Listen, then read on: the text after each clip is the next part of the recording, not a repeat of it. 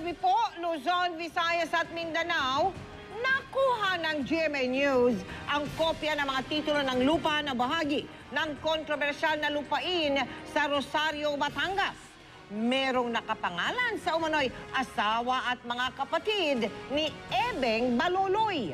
Ilang ektarya din ang nakatitulo sa isang konsehal ng Makati. Ang negosyanteng si Edgar Lacson na may titulo rin sa ilang ektarya ng lupain, umami naman na nakumbinsing mag-invest sa naturang property dahil kay Jerry Limlingan. Lahat ng nabanggit na pangalan, itinuturong may kaugnayan sa Vice-Presidente. Nakatutok si Ruth Cabal, exclusive.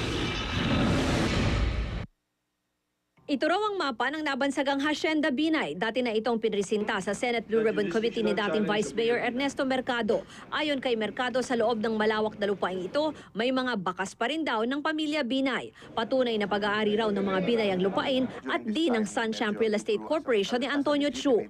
Nakuha ng GMA News ang kopya ng mapa at ilang dokumento mula sa isang grupong sumusuporta raw kay Mercado. Halos 3 ektaryang lupain ito sa loob ng kontrobersyal na ari-arian. Ang titulo ng lupa nasa pangalan ni Francisco Baloloy.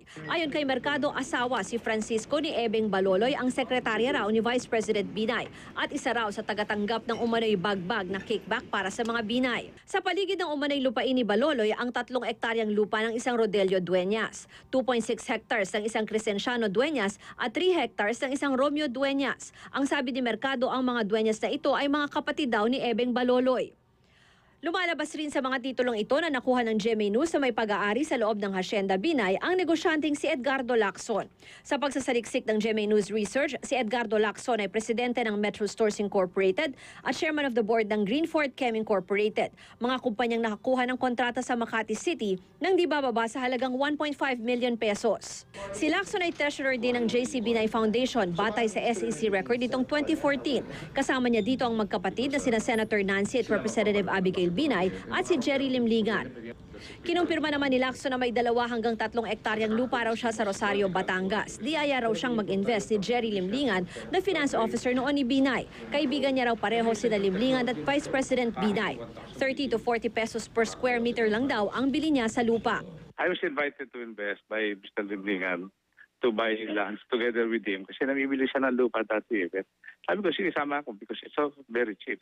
I paid for it and it happened 15 or 16 years ago.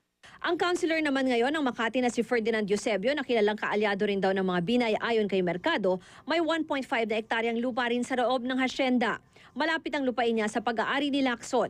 Kasama si Eusebio sa mga nasampahan ng reklamong plunder sa ombudsman, kaugnay ng umano'y overpriced daw na Makati City Hall Building 2. Tinawagan namin ang opisina ni Eusebio sa Makati pero wala raw ito. Sabi ng staff niya, nakapatay daw ang cellphone ng konsehal.